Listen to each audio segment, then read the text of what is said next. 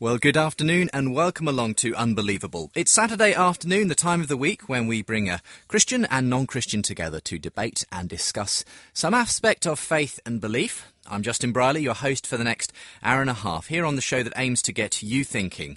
And I'm going to introduce our guests and our topic in just a moment's time. Just briefly, at the start of today's programme, if you haven't heard, if the news hasn't reached you, may I tell you about Unbelievable, the Conference 2013.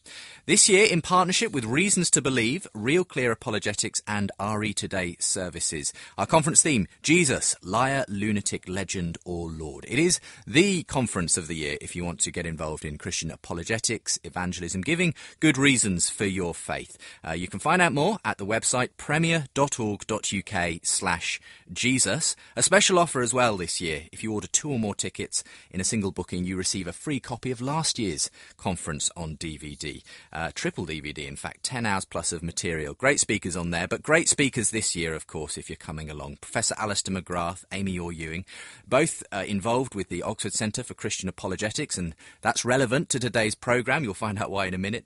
Some other great speakers as well on the bill as we approach all kinds of issues during the day. But that theme specifically of Jesus, can we trust who he said he was, the evidence for him, and all the rest of it, that's going to very much be a focus of the day, as well as looking back at the legacy of C.S. Lewis 50 years on, and how we defend faith on the front line in ethical issues, in online conversations, when it comes to the science-faith debate and that kind of thing. All of that's going to be addressed by a range of great speakers, so do check it out and do book yourself in if you'd like to be there on Saturday, the 25th of May, here in central London at the Brewery. You can also check the details of the conference location as well. A fantastic venue we've got lined up for you today, this year at the conference. So premier.org.uk/Jesus to find out more and to book your tickets. Right, on with today's show. Today we're asking the question, why suffering? You're unbelievable. And the question arises because of the book written by Sharon Dirckx, who is part of the Oxford Centre for Christian Apologetics herself. The book is titled simply Why? And the subtitle, Looking at God, Evil and Personal Suffering.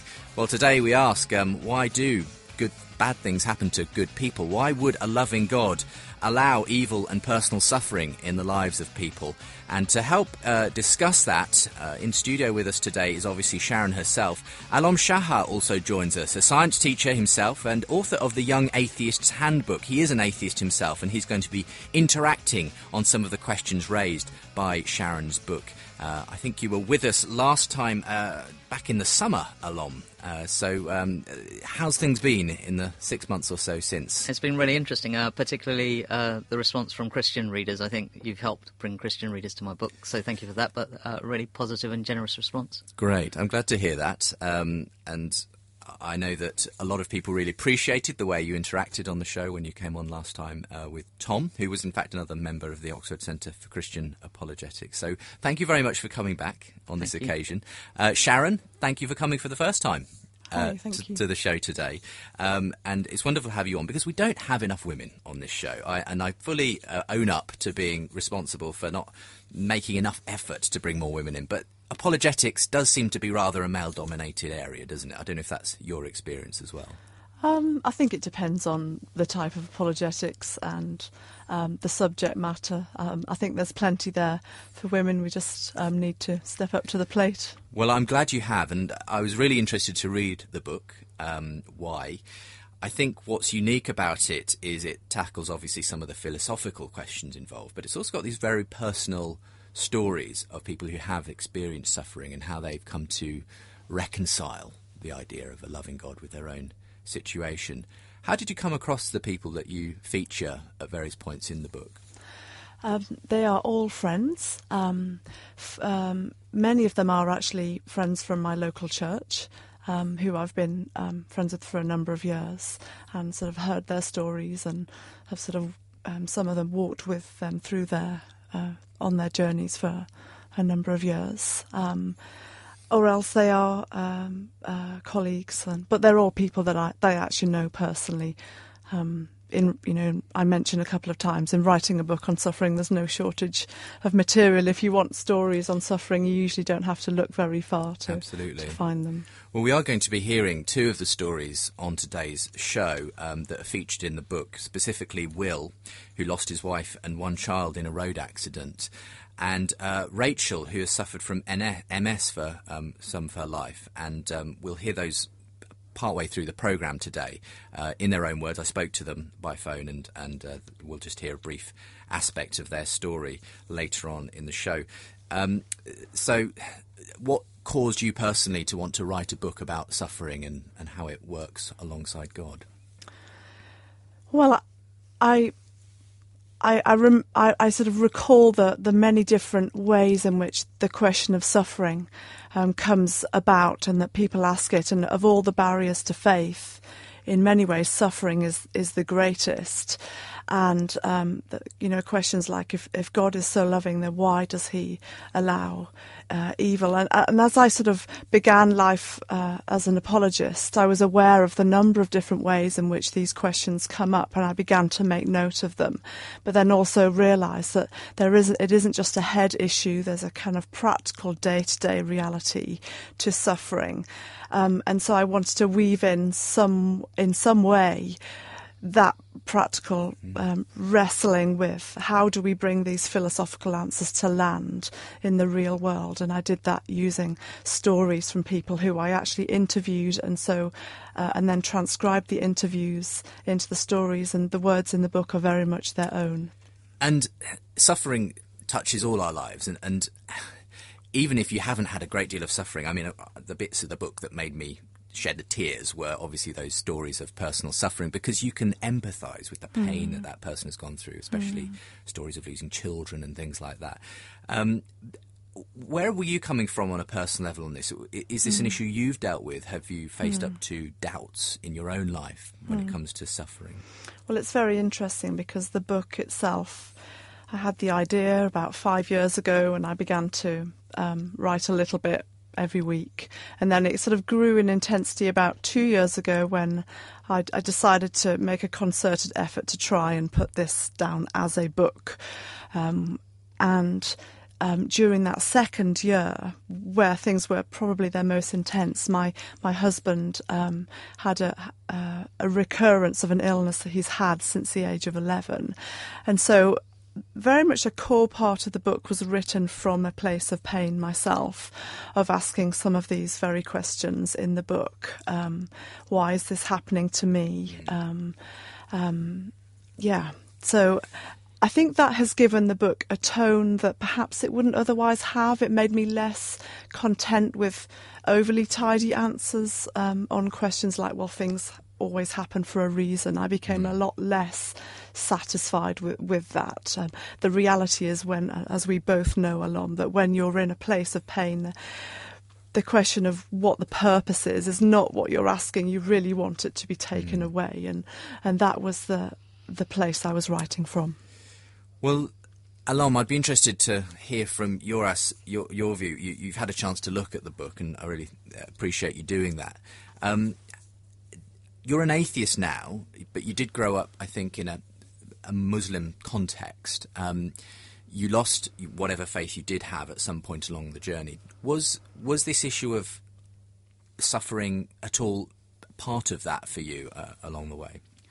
A number of people have said to me, I've read your book, and it's obvious that the reason why you don't believe in God is because your mum died when you were young, and you're somehow angry about that. And that's just not true. I don't think the horrible things that happened to me in childhood were responsible for my rejection of the idea of God. So I'd like to make that absolutely clear. I also want to say what an interesting book this was. I really enjoyed reading it. Firstly, it's very easy to read, and I'm glad that Sharon attempts to answer the question. I was at a debate recently with Delia Smith, who is a Christian. Yes. I didn't know this. She's apparently written a number of books on Christianity. She's written a few, yeah.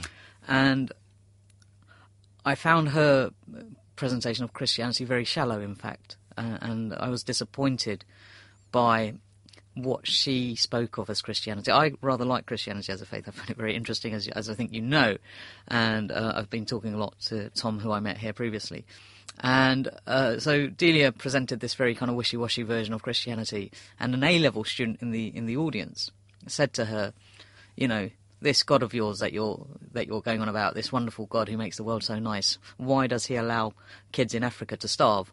Or words to that effect. And she didn't have an answer, and it was embarrassing.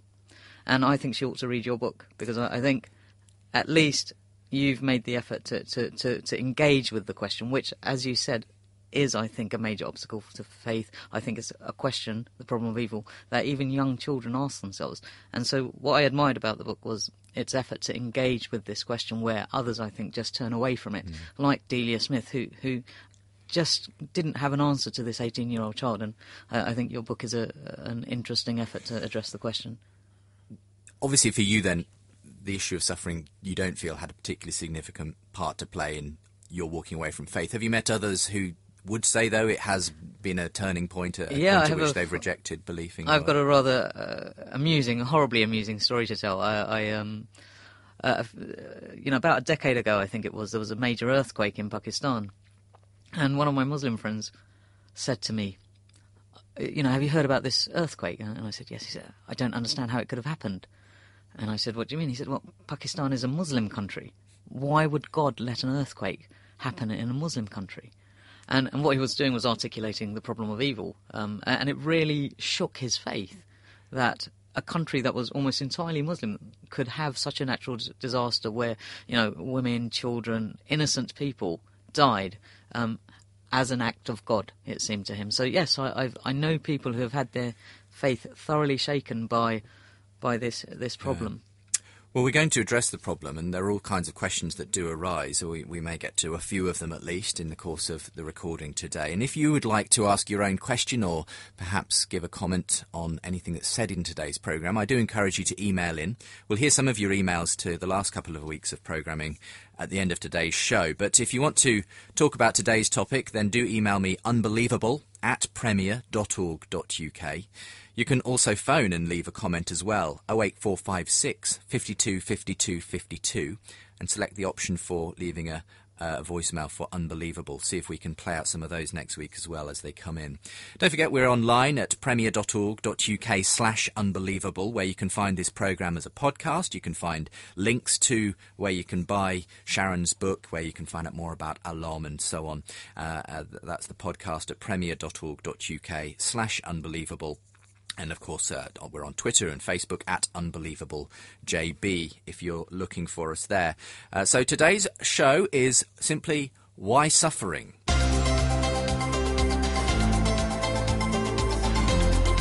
Unbelievable with Justin Brierley.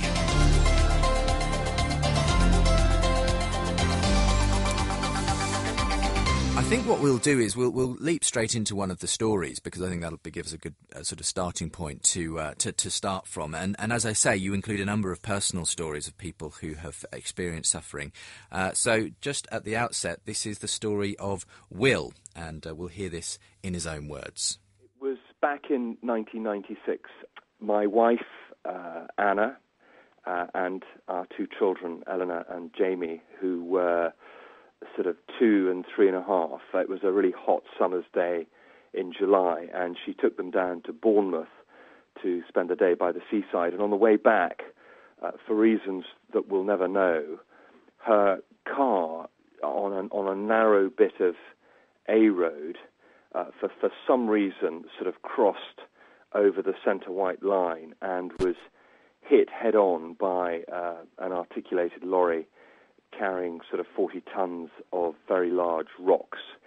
And Anna and Jamie were killed, who were on the same side of the car, were crushed and killed instantly. And my daughter Eleanor, quite amazingly, was able to be removed from the car's wreckage by, funny enough, it was a Royal Marine officer travelling in the car behind. And she was literally unmarked, which I've always thought was a little bit of a miracle, considering the combined collision speed was some 90 miles an hour. And, so she survived, and obviously it was just a devastating shock for me, but I had my little girl to look after. You describe it as the day your world fell apart. Did you believe in God at the time? Did this change the way you thought about God in any way? Yeah, it did. It had a profound effect. I mean, at the time, I was definitely a nominal Christian. I believed there was some higher power, some greater being beyond myself that I could call upon and might listen to me, but I really had no idea about his character. And so what happened when I was confronted by their bodies in the mortuary some hours later, because they were in quite a mess, and it took the mortician quite a while to make them presentable for identification.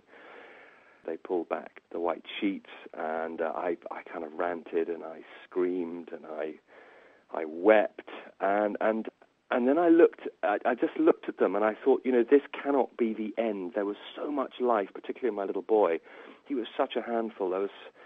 I just couldn't believe it was the end of him. And so I thought, where have they gone? Where are they now? And then my eye was drawn to a very simple crucifix on the wall of the mortuary. And, this sign of the Christian faith that I had been exposed to since I was a child and had never really thought anything about, that sign, it's like a penny dropped, and it just suddenly became not just a cross, but a sign of hope for me. And I then realized that all this talk about resurrection and life after death, I needed to find out more about it. And, I managed to hook up with a Christian, certainly with my local vicar, and there was a Catholic priest who came into my life who had a real expertise in helping people recover from child death.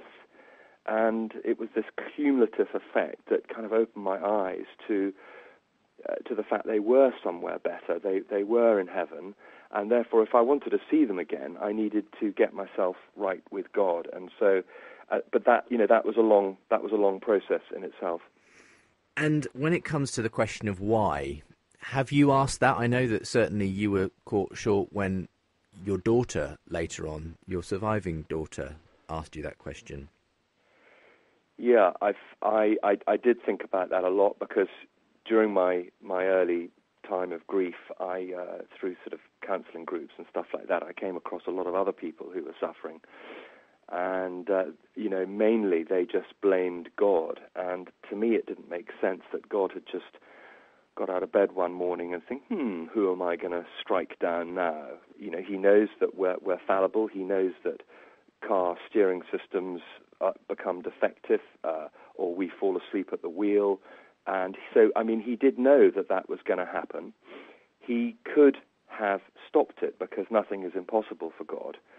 But I think he has to be very careful, because otherwise he would just, where do you draw the line about him intervening and stopping things going on? He would, in a way, you'd be expecting him to upturn the laws of nature every single nanosecond of the day around the world, and then what kind of world would we be living in? So I don't blame God. I think God permitted that crash to take place, but in all things, God works for the good, and I've really clung on to that. Although obviously I would never, want that accident to have happened. The fact that it has happened, in a funny sort of way, has brought me huge blessings. I feel like Job. I've got the most lovely wife now. I've got 3 more kids, including another son. I've got the most wonderful faith. My wife is a Christian. And, we know that whatever the world throws at us now, we will, we've got this wonderful eternal life waiting for us. And life is good. And I know it's not always going to be great. There will be trials and tribulations, but following Jesus, it's just such an amazing adventure. There you go, the story of Will sharing the tragedy, but also, obviously, ending on this positive note that if he were to trace some reason in it, then he could say, ultimately, I can look back and see the way in which this has worked, obviously bring him to faith in Christ, to enable a new situation to arise in the course of time, and so on. What's your initial reaction to the way Will tells his story, what he experienced, and how he looks back on it now, Alom? I'd be interested to hear Personally, I'm really happy for Will. I'm glad that he finds himself in a position where he can be positive about his future, and he's happy with who he is and how things have turned out. However, I think what he's got is a classic case of a kind of post hoc justification. And if I may be personal for a moment, it's lovely to hear stories of people who've been through suffering, come through the other side, and find a better life, and who then think that this is part of a God's plan. But I would remind listeners that there are lots of people who go through suffering and then continue to suffer and then die having lived a miserable life. And I count my mother as one of those people. People are always saying to me, you know, God's got a plan, and suffering leads to something more meaningful. And I look back on my mother's life. My mother had a very difficult life. She suffered from mental illness. She had a husband who treated her awfully, and then she died. So there wasn't a happy ending for my mother, and there isn't a happy ending for millions of people around the world. And so it's great for Will. Honestly, I wish the guy no ill, and I'm really, really happy for him, genuinely happy for him. But we must remember that these stories are balanced by countless others where people's suffering never ends on earth, and they never have the happy ending. Sharon, what do you say to that? Yeah, I agree and identify with much of what you're saying, Alom, and I was deeply saddened to read about your family background in your book, and I'm grateful for your honesty in sharing it and in writing it, and as I write and as I speak on the subject, really want to resist giving overly simplistic answers on such a massive topic. And really, one of the things the book is trying to uphold is this deep mystery to this subject, that really we can offer some aspect of explanation, but there is a deeply personal, a deeply mysterious aspect to suffering. And the penultimate chapter of my book is titled "Can a Broken Story Be Fixed?" precisely because some people's suffering may never improve in this life. In fact, for some it may even get worse. And therefore, is there any hope of relief? Is there any hope? And in there I look at what are the different options that we hear about. And, and as an atheist, our story is our story. It may have meaning to us personally, but in the end, it never succeeds in being more than our story. And as evolution continues on its path, we are part of that, but we're part of a much bigger thing that doesn't seem to have any meaning or significance in the longer term. And yet the point that I'm trying to make in this penultimate chapter, can a broken story be fixed? Well, for the Christian perspective is to say, well, yes, it can, by embedding it in a much bigger story, because there is a God who cares about justice and who loves the people he has created. And while he doesn't intervene moment by moment at the moment, that doesn't mean he doesn't plan to do something permanent about evil and suffering. And therefore, yes, a broken story can be fixed by embedding it in a much bigger one, in where good wins, in which evil loses, in which justice will be done, and in which somehow evil will be removed. And the last book of the Bible, Revelation, talks about a time when there will be no more crying or mourning or sorrow or pain, for the old order of things has passed away. There is this sense of there being another age to come, and when Christians talk about hope, it is the kind of the reality that broke in as a glimpse with the person of Jesus, and it will be realised more fully in the future.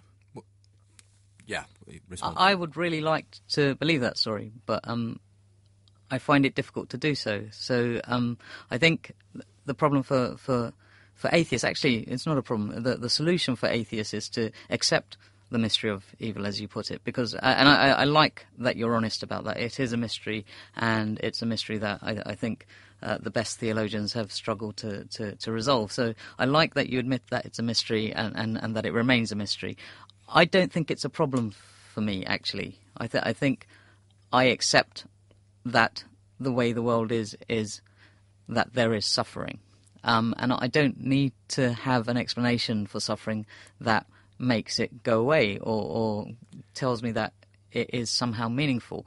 We can construct stories for ourselves. So, I can tell myself, now that I'm sitting here quite at a happy time in my life, quite frankly, I could look back on my life and say, well, all that suffering led me to where I am today. But actually, it's not even necessary, because for me, so I can just accept that suffering exists, that this is the nature of the world, and I don't need any further explanation. What I struggle to deal with is the suffering that we cause to each other. I think that is something we can do something about. I think we can lead better lives, we can be kinder to each other, we can work to bring about more equality in the world, more justice in the world. Those are real things that all humans, atheists, Christians, Muslims of all types, can do to improve the world, and I think that's something we ought to talk much more about. I'd like to come back, particularly as you talk about the need kind of for justice, and I see I agree and I share that, but I also want to ask where that would come from when in another sentence you're saying that this is just the way the world is. If it's just the way the world is, then why would there be a need to... Because when we talk about the need for justice, we're actually saying this is not the way that the world is supposed to be. There is a better way, and I'm going to fight for that. I didn't say this is the way the world is supposed to be. I said this is the way the world is. So we see a world around us, and it is a particular way. But we, as humans, have the capacity to change the world. We absolutely have the capacity to change the world, especially when it comes to human affairs. So just little things like, for example, banishing slavery, bringing about greater equality for men and women. These are things that we are achieving, we have achieved, and we can continue to work to make changes that make the world better. And that, I think, is something we should all strive for, regardless of what reason we think there might be for that. I mean, I suspect you think that God is the reason why we might strive to be more good. But I think we have a human instinct for justice, for equality and so forth, that we can use to bring about a better world. And I don't need any deeper justification than that. We'll take a quick break here, and we might return to that subject at some point as we go along. You're listening to an edition of Unbelievable, looking at the question, why suffering, particularly in light of Sharon Dirckx's new book, Why. It's published by IVP. It's available online, and I'm going to post links to it with today's podcast, available from premier.org.uk/unbelievable. And Sharon's in conversation today with Alom Shaha, who's author of the Young Atheist Handbook himself. And we're going to hear another story from the book in the rest of today's programme and continue to dig into some of these questions as we go. So come back in just a short moment's time for part 2 of today's Unbelievable.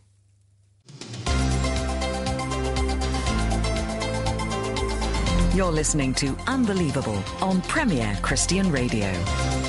Welcome back to the show. Today looking at why suffering, and we'll be back with our guests Alom Shaha and Sharon Dirckx in just a moment's time. Just another quick reminder, if you want to look into the issue of suffering, at our conference we have a special seminar going on with it. In fact, it's going to be Amy Orr-Ewing of the Oxford Centre for Christian Apologetics who's going to be presenting on that issue.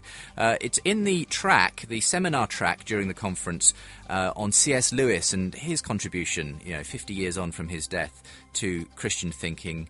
And he, of course, wrote a book called The Problem of Pain and A Grief Observed as well. And so Amy's going to be looking at how C.S. Lewis sought to answer this perennial problem of suffering and evil in the world and how we can reconcile it with a God of love. That will be a fascinating seminar to attend, as well as the many, many others taking place during the conference. So if you want to register for the conference, I do encourage you to go to the website now, premier.org.uk/Jesus. Why Jesus? Well, that's because the main theme is Jesus, liar, lunatic, legend or Lord. And we're going to have seminars on that as well. So book your place in premier.org.uk/Jesus to find out more and about the speakers and so on. Today's question, though, why suffering, is based on this book, Why, by Sharon Dirckx of the Oxford Centre for Christian Apologetics. And we've been hearing in the first half, just at the start of her conversation with Alom, who also joins us here in the studio today.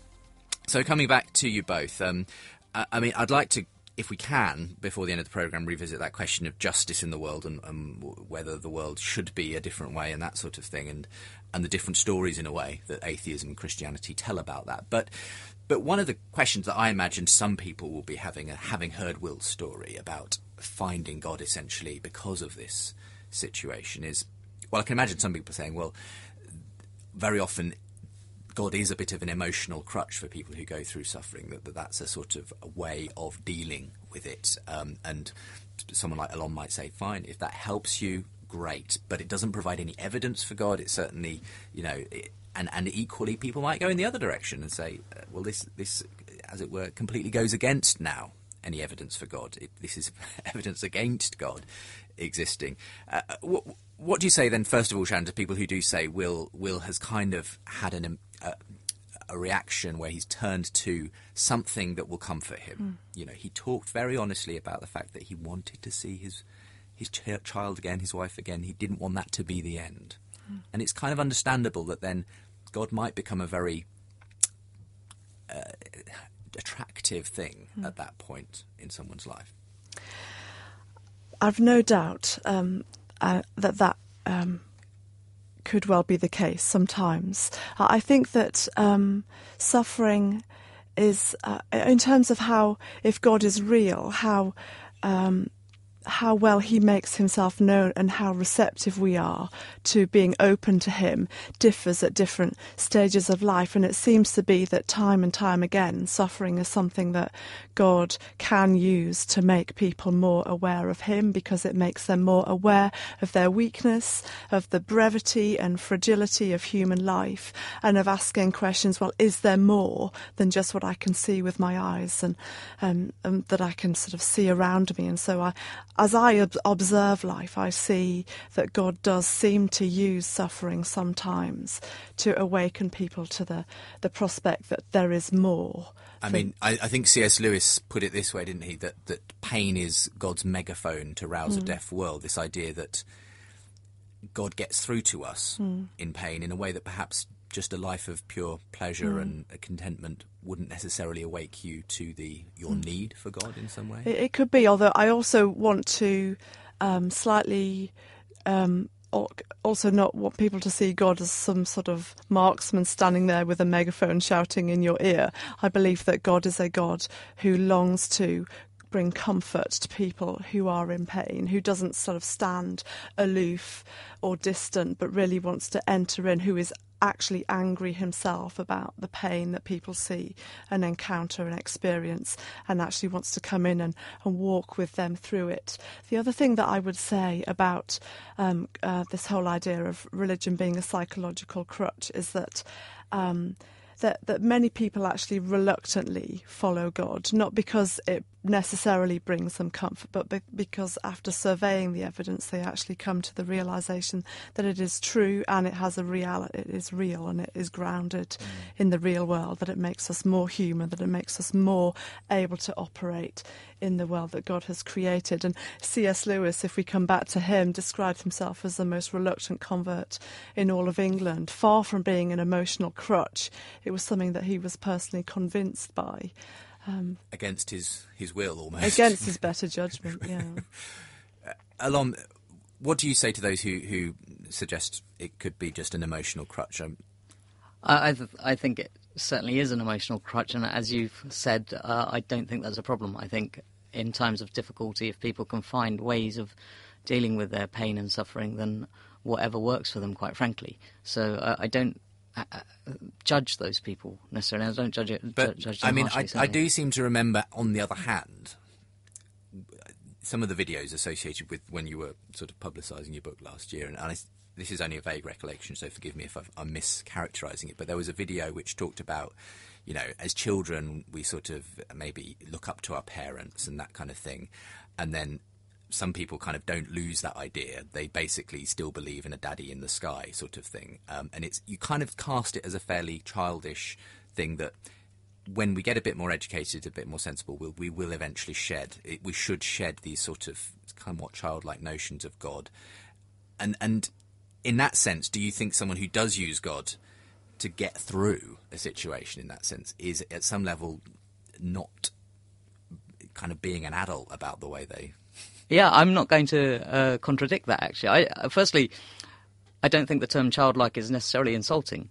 I think, in my experience, it's wonderful talking with people from Oka who have these very sophisticated notions of God, but in my experience, ordinary religious people I encounter of all faiths have very childlike notions of God. I'm sorry to say it. There are lots of unsophisticated thinkers out there, people who never want to seriously think about God because it's just too frightening. And it's frightening that if they think about God too much, too clearly, they'll come to the conclusion that there is no God. And I think that the God we're presented with as children is very much a parent-in-the-sky type of God. And I think a lot of people like that idea. That idea gives them a sense of comfort and security, a sense of meaning, which is very difficult to let go of. And I think a lot of people fear But do you that think if they should let go of it? No, Do you feel like it is a responsibility to outgrow childish things? As it were? See, I'm reluctant to talk about what people should do. I really am. And I don't think... I want to talk about what people are responsible for doing or not doing. I think it can be liberating to think about God more deeply. And actually, thinking about God more deeply might lead you to my position, or it might lead you to Sharon's position. And I think they are slightly more sophisticated positions. And I think for me, and clearly for Sharon, they're more enriching positions, because we've actually stared the question of God in the face. And we haven't just stuck with this kind of comforting notion of God, because the God that is presented to me by Sharon is actually a much more interesting, slightly more terrifying God, quite frankly. So I understand why people might not want to think about God too clearly, and why they might want to cling to their childlike ideas. I understand that, and I don't necessarily judge them for it, but I do think it is the case that for a large number of people who would describe themselves as religious, that actually their notions of God are these childlike notions of God, that they've got notions of God that they've been handed down from their parents and from the kind of, Bible stories, accounts of religion that we read at school and so forth. Thank you, Alom. For every example of that I see, and I have, I have friends who began to follow Jesus as a child, but that it actually became... was carried through into adulthood and seemed no less relevant as an adult, and the basic truths were still the same. They were just kind of fleshed out into what adult behaviour looks like. So I have friends with that as their story. But I also, for every example of that, I also have examples of people who came to faith later in life who were not raised as a Christian, and actually would include myself in that. So I would describe my upbringing as being neutral. My parents are fantastic.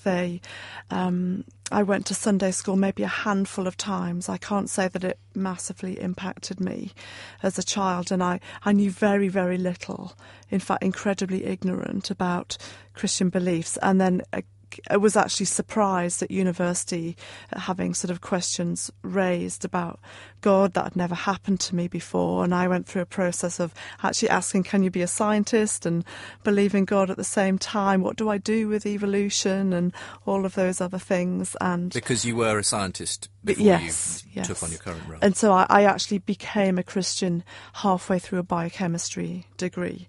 But it's true that you're from a culturally Christian background, and I think that's interesting to me, because the overwhelming majority of people who are Christians are either born into Christian families or from Christian backgrounds. It's very rare that we see converts to religion, and you were immersed in a Christian world. You admitted that you went to Sunday school sometimes.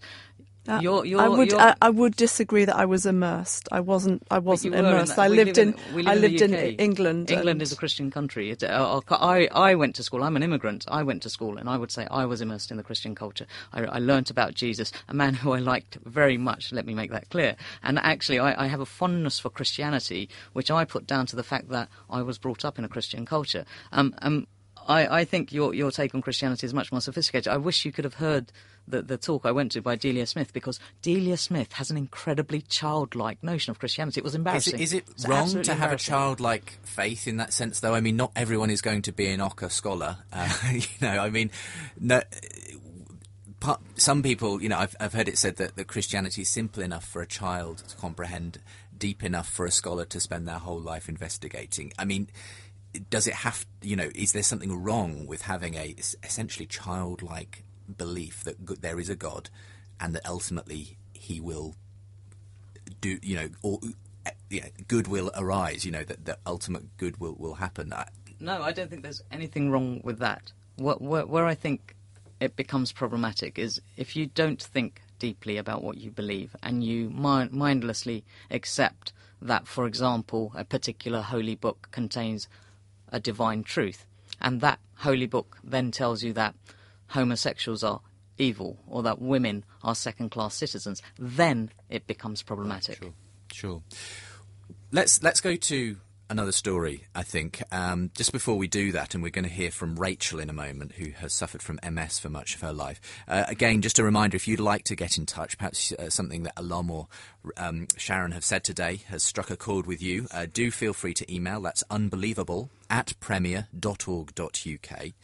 We can also get in touch via the Twitter and Facebook accounts at UnbelievableJB if you want to follow me on Twitter, and facebook.com/UnbelievableJB to like the Facebook page, get regular updates on what's happening on the show, and so on. Be really interested to hear what you think about suffering. Perhaps you've been through suffering yourself. Many atheists listen to this programme. Perhaps that was a cause for you rejecting God. Perhaps you are a Christian and you've found a way of reconciling suffering with a loving God. Be interested to hear from you. Unbelievable@premier.org.uk.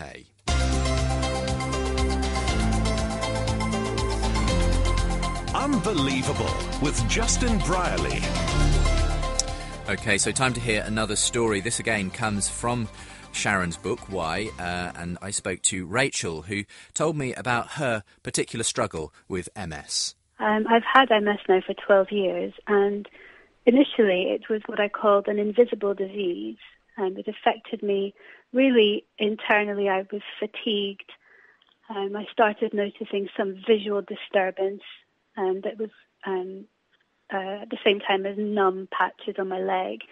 And I explored this with my doctor, and after a series of tests and scans, and they confirmed that it was MS, and it was at that point they said it was very mild, relapse remitting, which means that I will have periods of feeling very physically tired, feel like my legs have concrete poured into my shoes, and can't lift my feet very well. And that's manageable initially. After a number of years, I got the flu, and as it turns out, I'm very heat sensitive. So if I get infection, I tend to get worse with the MS. And so after that flu, I had to start using a walking stick. This must have placed limitations on what you're able physically to do with your children? When my daughter was 3 was when I started using my walking stick. And I do recall that we used to walk down the stairs almost like a circle. She said, "Let's make our circle, Mummy," which means she would hold on to the banister with one hand. I would hold her other hand. And with my outside hand, as it were, I would hold the other bit of the banister to go down, because I wouldn't be steady going down without holding on to a fixed point myself. It's affected some things in terms of how I play with her. Getting up in the night when she was very little was hard because I would be more tired in the day. So I wasn't able to work really at all for the first year of her life. But at the same time, she's born into our family, and this is who I am. And I try to make sure that while she's aware of what I can't do, that's not a problem so much. You know, the running around Daddy can do, and there are other things that I can do. And I try to make sure that there are specific things I do with her that only I can do. But I just need to say that there are times when I have a real pang of, oh, I wish I could cycle with her someplace or jump up and down on a trampoline, things like that. I was asked once, have I ever shaken my fist at God about this? And my honest answer is no. I've never turned around and, been furious with him about this. I think I was resigned to living in a broken world, and I felt quite a strong degree of grief that this is how it affected me. And I think it was harder for me to accept because I was always a work to the job is done person. And now I can no longer do that. The job will have to be half done because I need to stop. Where does God fit in my picture? I think because I was a Christian before I had MS, I've always known the friendship of God walking through life with me. There are internal and external experiences I've had. So the internal ones are managing my fear, and fear is like a monster that can just raise its head. And it's as if God, when Jesus says, stop it to the storm and it calms down.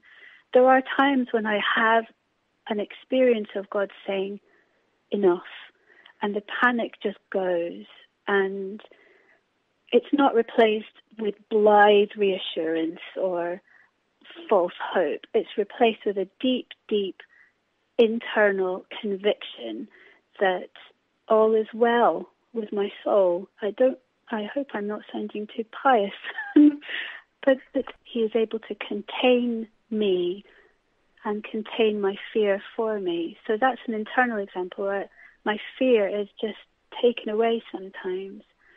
Externally, I think I've experienced what it is to be in community, and especially in Christian community, in a very profound way.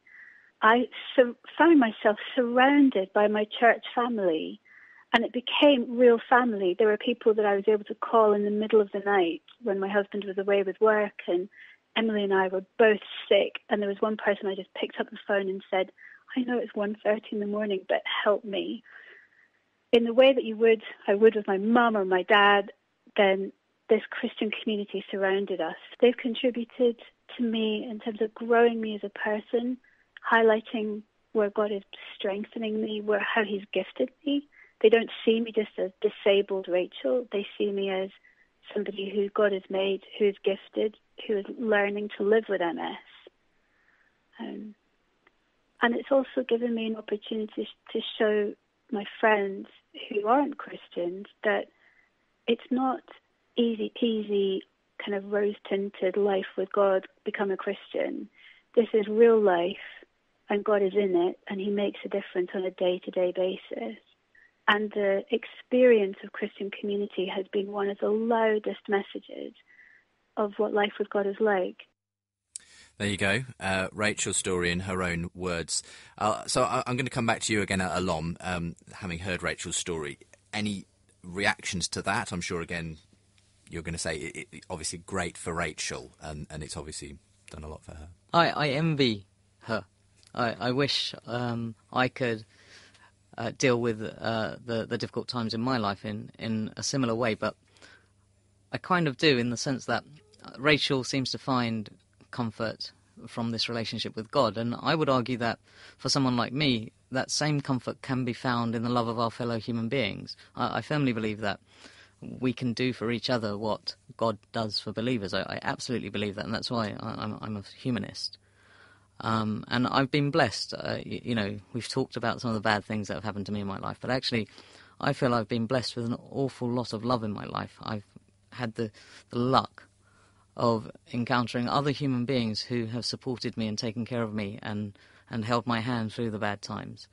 And I don't have a supernatural power that does that for me. And sometimes I say jokingly to Tom from Ocker, Tom has spoken to me at length about his relationship with Jesus. And I talk about Tom when I talk about my atheism. I talk about Tom a lot because Tom to me exemplifies the kind of Christian that I can have a really positive, meaningful relationship with. And I always say to people, for me, love is the thing that makes life okay. To be loved and to have the capacity for love is the thing that actually makes it all okay at the end. And I think Tom, my mate Tom, who is loved by Jesus, what a lucky guy, because I feel lucky to be loved by my fellow humans. How awesome must it be to be loved by a supernatural being? And I genuinely envy that. But I don't believe in that supernatural being, and therefore that doesn't seem to be open to me. But I do think if people feel loved by God, that is the same as feeling loved by our fellow human beings. I think feeling loved is incredibly healing. I resonate with a lot of what you're saying, Alom, and I agree with you. And there's something incredibly noble about human beings, that we have this capacity to love each other and to support one another in the various trials that we go through. And I would just want to take that one stage further and say, well, where does that come from? How do you arrive at love through from an atheistic perspective? How do you account for love from an atheistic perspective on life? And the Christian perspective is that love, we are able to love because it finds its very definition in a God who is love. That definition, it can be found in the New Testament, in the Bible, and not only a love that kind of, what we tend to do in this life is kind of reciprocate. You know, we talk about unconditional love, but really we love with conditions. You know, if you're invited round to dinner at someone's house, you do feel that unspoken obligation to invite them back. But Christianity speaks of a God who initiates with us before we did anything, and actually steps into human history and demonstrates his love by his actions in a way that is entirely unconditional. It is not required of us to show any form of response in order for him to decide to do it. And this is what we're about to celebrate at Easter. This is God stepping into human history as a person, allowing himself to be utterly destroyed by the evil that we see raging around us, literally nailing it to himself on the cross, and leaving it in the grave and raising again, so that the love of God is freely available to everybody. And this is where I really differ from you, Alom, in the sense that we can choose God. It is available for choosing, and it's because God has done this incredible thing that it is available to all, not just a special elite few people. I feel I must respond to that with a question that I asked as a child. It's a question that I asked to a member of the Christian Union at my school. So, you know, you have this story of Jesus and the resurrection, and I understand the central tenet of Christianity is that you must accept Christ as your saviour. So tell me, how do all those people who live in cultures and places in the world where they will never encounter the story of Jesus, how do they achieve salvation? That's never made sense to me. Well, that's a very good question. Thank you for asking it. And there are verses in the Bible that suggest that people are assessed or judged, or whatever you want to call it, on the basis of the knowledge, the information that they have at that time.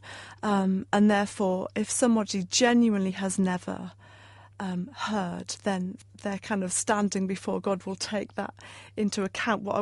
God does not delight in bringing an injustice in the way that he assesses the people that he has made and that he loves.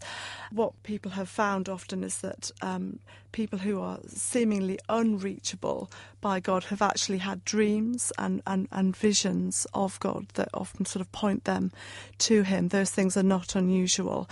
But finally, I would also want to say that what I find more concerning is if somebody has been given the whole story and decides not to do anything with it, is actually possibly in a more concerning position than a tribe in a far-off country who has never heard anything. So I would say that God's desire is that everybody be saved and come to a knowledge of the truth, and that's why he's made it freely available to all. You're listening to Unbelievable. Why suffering? The question we're looking at today with Sharon Dirckx, who's the author of Why. She's from the Oxford Centre for Christian Apologetics. Alom Shaha, our atheist guest today, asking the tough questions of Sharon as we look at the question of personal suffering and whether we can believe in a God of love. Welcome back to the third and final part of Unbelievable this Saturday afternoon. Next week, a real treat for you if you're a regular listener. Someone I wanted to have on for literally years on this programme, A.C. Grayling, joins me. He's a well-known atheist philosopher here in the UK, and he's got a new book out, which is the reason he's able to join us next week. It's called The God Argument, and it is really his defining statement now on why he believes the arguments for God don't stand up. In the other half of the book is an argument for humanism, which we've already heard Alom speaking about briefly today. Well, has A.C. Grayling got rid of God? We'll be asking next week. And Peter S. Williams is the Christian philosopher who's going to be interacting with Grayling. So if you're a fan of Grayling or Peter S. Williams, or just good honest dialogue and discussion and debate, do come back next week. Going to be a really interesting show. Peter S. Williams, of course, one of the guests joining us for Unbelievable, the conference 2013 on Saturday the 25th of May. So you'll be able to interact with him and many of the other guests at that conference. Do encourage you again, if you haven't yet booked in or had a chance to look at the lineup and the topics that are going to be broached during the conference, do check out the webpage. That's premier.org.uk/Jesus. OK, time to wrap up today's show. We've been asking, why suffering?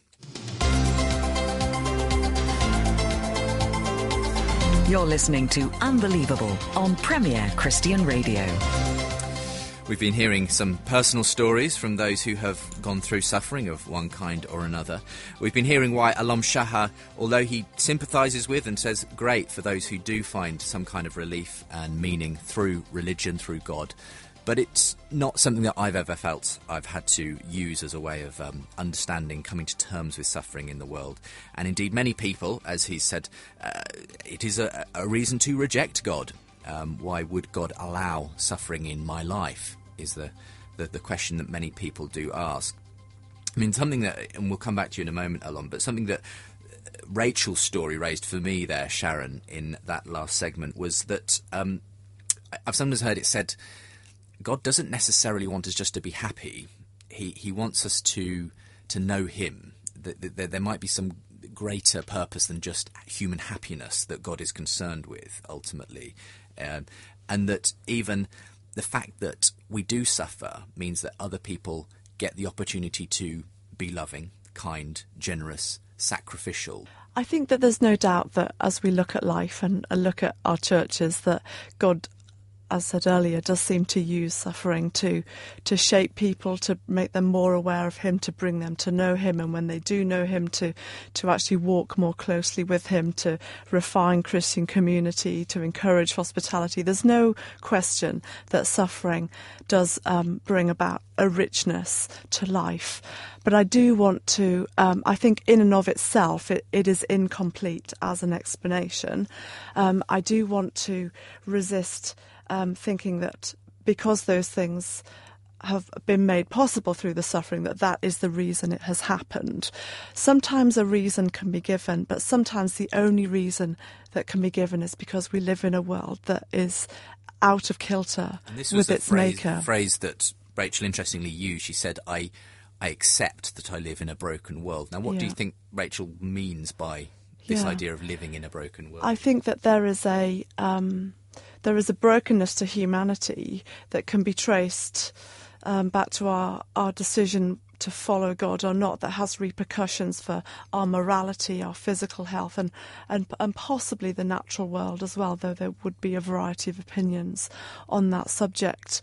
And therefore, when we suffer, the Christian view is that this is not a personal punishment from God in general. This is not a lightning bolt from God to that person for some wrong that they have done, either knowingly or otherwise. This is a general consequence of living in a broken world, and we have a God who is enraged and is deeply bothered by the fact that we suffer and longs to bring us forgiveness, comfort and hope in it. And we see that by him having entered into human history and taken it upon himself. This is the story, if you like, Alom, that Christians use to make sense of it. You know, and we started out saying, Sharon talked about, do we live in the world just as it is, or do we have an idea of a world as it should be? And Christians say, we don't live in the world as it should be, but part of this story is about God bringing a world that is renewed, that will be the way that it was intended to be, and so way. Now, does this just sound like fairy tales to you? Should we just say, no, live in the real world? This is just the way it is, always has been, always will be, and you make the best of. I wouldn't be as dismissive as to call it a fairy tale. I think it is a story, and I hear you both referring to it as a story. And it's a story we invent because we all have an instinct to make sense of the world, and it's an overriding instinct. And I think one of the things I've come to terms with is that, you know what, maybe I can't make sense of the world. And making sense of the world by inventing a story which replaces one mystery with other mysteries, to me, is not helpful. But I totally understand the urge to make sense of the world. We all have it.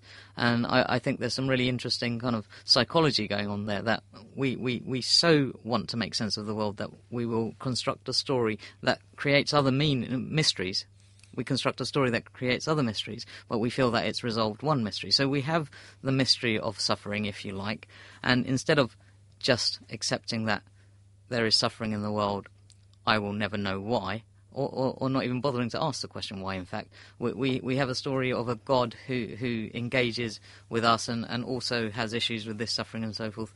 And this then leads to all sorts of other questions which are then unanswerable, or you answer them with other stories which create further mysteries, and it's just an endless kind of it's an endless array of mysteries. What makes this more than just a story we've invented for you then, Sharon? So I would say that I would replace the word story with history, in the sense that both the Old and New Testament are chronological, well, they are historical documents, and therefore when we say, the person of Jesus, there's no question that he existed. The only question is whether he actually rose from the dead or not. So I would want to definitely say that this is a faith that is very much based in evidence, that as a scientist, I actually pushed against and tried, used the sort of scientific thinking to say, am I persuaded by the evidence for this? So whatever comes after that sits on this foundation of both historical, archaeological, and now experiential evidence that is kind of stacking up scientifically, and even more so as the data points increase and as time kind of increases through that. So that I don't doubt the evidence that a figure like Jesus existed. That's very different from saying that there is evidence for all the other assertions that you make. So the reason why I called the book Why was because I don't know about your experiences, Alom, but whenever I am going through suffering, or whenever I see a friend going through suffering, there is this sense of why? Why is this? And the very fact that that question is there tells us something. To whom are you asking the question? And not every religious option allows even the question to stand. That sense of being a person, an individual in our own right, with identity and purpose and meaning, cannot be accounted for from an atheistic perspective. Many of the pantheistic perspectives cannot account for it either. And you'll have your own opinions about Islam and know far more about it than I do, but the very question finds its home in the Christian God, for whom evil doesn't point away from him, it actually points to him, because it provides that sense of awareness that this is wrong because there is another way things are supposed to be, that these objective standards of right and wrong find their origins in a God who not only does good but is good and somehow perfect and holy and pure. And therefore the very existence of evil and suffering points towards God. It points to God, not away from it. I think there's a number of problematic statements there, actually. I think atheism can make sense of why we ask why. It's very evident that humans are pattern-seeking creatures. That's why we can do science, in fact. Science is a result of our unique ability to spot patterns in nature, to then express them, usually mathematically, and use those to predict the future. That's the remarkable thing about science. It allows us to predict the future because we've identified patterns. And asking why is a natural human instinct. So yes, of course, when I have been in trouble, when I have suffered, I have asked why. But that doesn't... Who to? To myself. To myself, we ask why. I'm not just because I ask why does not mean I am directing that question at anybody. If I ask why is it raining, am I asking God that? No, it's a question about the way the world is, which we ask, and we ask why because it has evolutionary advantages. To spot patterns has had huge evolutionary advantages for us as a species. And asking why about all sorts of things is just something humans do. The ability to ask a question does not necessarily mean that that question has an answer. I could respond to a number of different things that you've said, but there's part of me that, because we're both scientists, of wanting to kind of, probe the sort of basis of science, that we almost presume, without even thinking about it, that you use the kind of the language of patterns that. It's an observation. What scientists do is look at nature, observe the world, and ask questions of it. And suffering is something we observe in the world.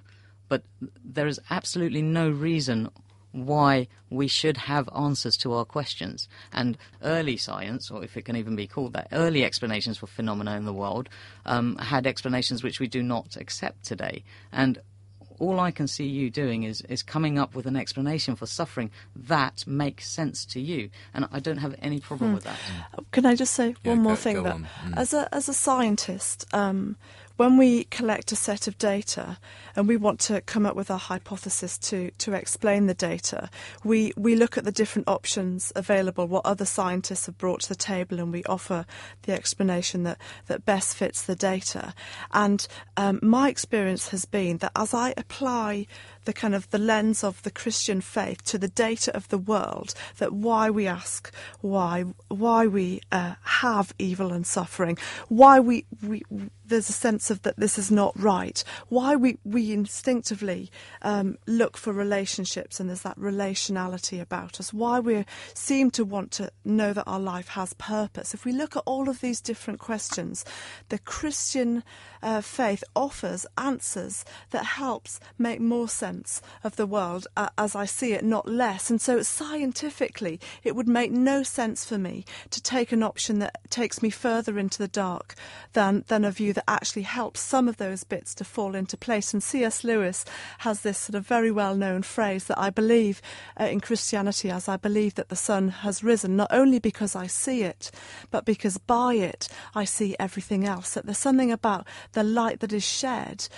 by the answers that the Christian faith offers to some of these questions that scientifically I would be less scientific to reject. I'm really sorry. I think you've taken the analogy of being scientific too far, and what you failed to mention is that when you have a scientific hypothesis, what you do is test it, and what you failed to do for me is to explain how one would test the God hypothesis. What experiments would you do, and what data would confirm that your hypothesis is true? So what you have is a hypothesis that, in your own words, makes sense to you. And as I've said repeatedly, I don't have any problem with anyone believing things that make sense to them personally. It's when we try to extrapolate what makes sense to us to more general terms, and to make what makes sense to us more generally true, that's when I think we are making statements that are beyond us. And I think I admire your work as a scientist, but I don't think you can say that you have taken a scientific approach to this, because ultimately science demands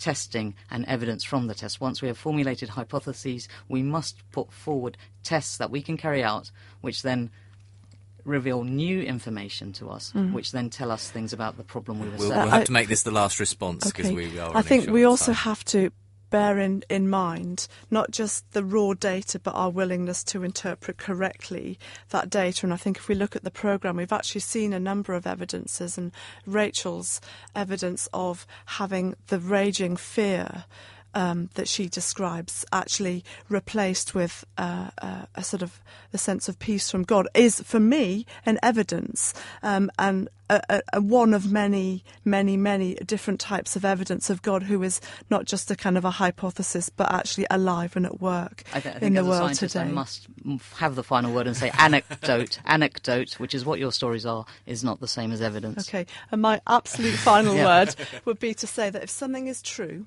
and we're both truth seekers in this. Yeah, absolutely. If we press into it, it will hold water. It will not collapse and bend underneath us. So if Christianity is true, if we press into it, it will not go. The person of Jesus said, I am the truth. And he is testable, and he is verifiable.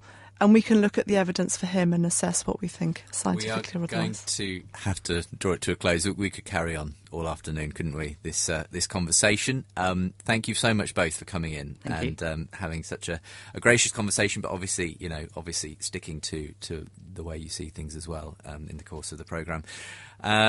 If you want to get hold of Sharon's book, Why? I'm going to post a link to where you can get hold of it with the podcast of today's programme, also info on Alom as well. So do check that out, premier.org.uk/unbelievable to get more details.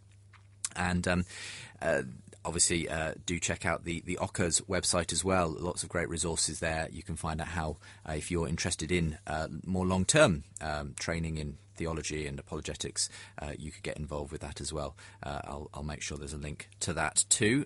For the meantime, my thanks to both my guests on today's show, Alom and Sharon. I hope we might be able to get you both back at some point down the line. It'd be great to continue the conversation. Thank you for listening as well. I'll give you the ways to get in touch again in just a moment's time as we hear some of your feedback to the last couple of weeks of programming.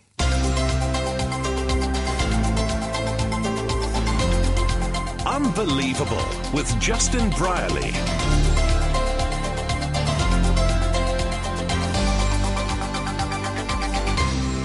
I'm not sure that I think Jesus existed. I don't think any of it can be proved. I think it's all just like Harry Potter, really. Jesus, liar, lunatic, legend, or Lord? If you were asked, how would you answer? Equip yourself at Unbelievable the Conference 2013 in central London on Saturday, May the 25th. Join me, Justin Brierley, Alistair McGrath, Amy Orr Ewing and others as we discuss how to argue against atheism, how to defend your faith and the impact of C.S. Lewis.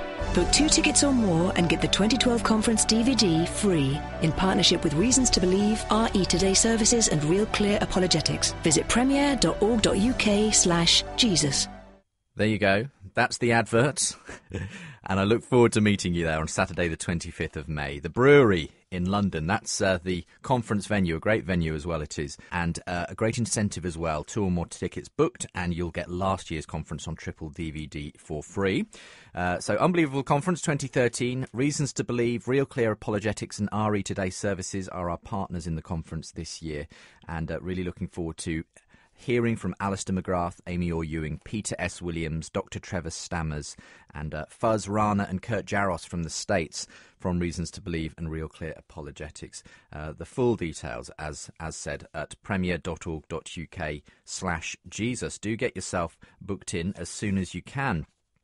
Just a quick mention that if you're interested in some of the interviews I do elsewhere than on Unbelievable here on Premier Christian Radio, you might want to tune in on Monday evening. That's this coming Monday, the 18th of March at 10 in the evening on Premier, a special programme where I'm in conversation with Rowan Williams, the former Archbishop of Canterbury. And in a wide-ranging interview, we look at his faith journey, his life, his 10 years as Archbishop of Canterbury, the ups and downs of that. Some very interesting things he had to say to me. So you can hear that at 10 o'clock. This coming Monday, the 18th of March. It will go online as well at some point in the week following. So watch out for that too. Let's talk about what happened on last week's show. If you want to get in touch, unbelievable@premier.org.uk is the email address to send me your thoughts. You can also get in touch via the Twitter account @unbelievablejb, facebook.com/unbelievablejb.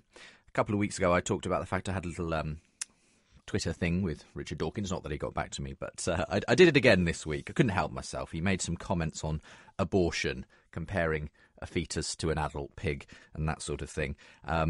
My response to him was, Richard Dawkins, exemplifying the fact that you might be good at biology doesn't make you good at moral philosophy. There you go. If you want to follow me on Twitter @unbelievablejb.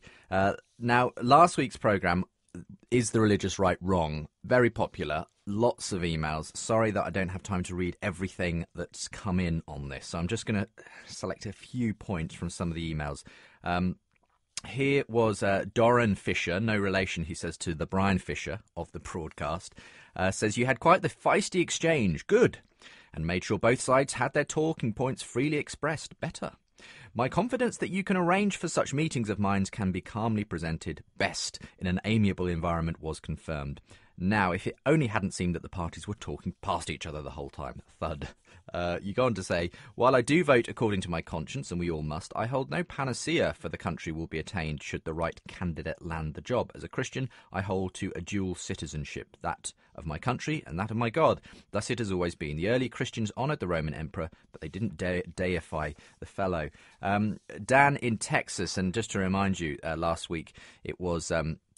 as it were, representing the more conservative right-wing side of things from the States, Brian Fisher of the American Family Alliance, and in the UK, Alan Craig of the Christian People's Alliance. And on the more left-wing side of things was Andy Walton, who had authored that report on whether there is a religious right emerging in the UK, and also Brian McLaren on the phone from the States. So this is Dan in Texas, says, regarding the episode, I realise that it was already glutted with guests, and the addition of yet another voice would have been virtually impossible.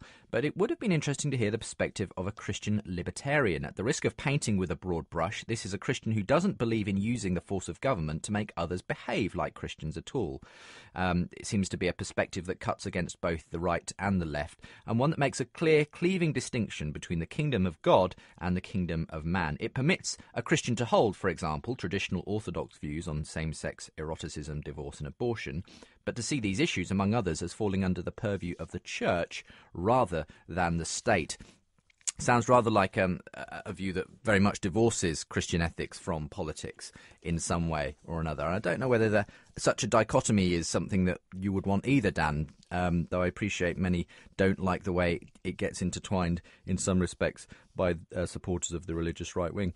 Fred Spear says, wow, this week's discussion was an interesting one and exposed what I believe to be an incorrect understanding of Christianity by some on the religious right in the US. I've come to refer to this as Americhristianity, which blends a form of unwavering social ideals based on the Bible with a vapid form of capitalism, which comes from the personal preferences of the adherents and isn't biblically based at all. The most preposterous comment came when your guest mentioned that socialism is anti-biblical.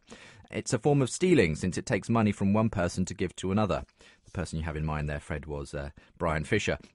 You go on to say he eventually tried to insinuate that a voluntary system of redistribution is the best way to go. Well, absolutely, who would disagree with that? But a person who chooses to live in a socialist society agrees to that as well, which is why they live in that society and continue to vote for socialist policies. Derek is an atheist, says, thanks very much, Justin. A good programme. I was rather amazed, though, to hear Brian Fisher suggest that taxation was unbiblical, as it broke 2 of the 10 commandments. Now, even as an atheist, there are New Testament passages coming to my mind straight away from the Gospels and the Epistles, where it clearly argued that there is a right to levy and a duty to pay taxes. I was almost also amused by the use of the parable of the talents to argue that capitalism is the biblically endorsed economic system. I wonder what he makes of the parable of the workers in the vineyard, where all the workers get paid the same, no matter what work they've done.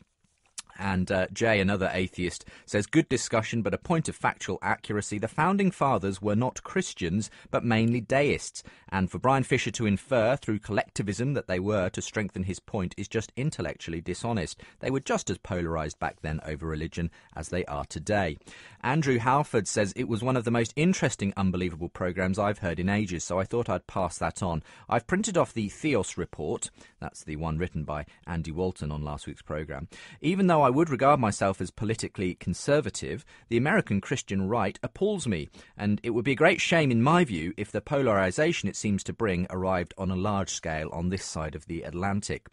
Meanwhile, another person writes in to say, I was disappointed that no one on the show took Brian Fisher to task for his remarks about America being founded as a Christian nation. The Treaty of Tripoli states in Article 11 that America is not in any sense founded on the Christian religion. It also seems somewhat hypocritical of Fisher to criticise Christian socialism by the Ten Commandments when several of the Ten Commandments would clearly violate the liberties we enjoy from the Bill of Rights.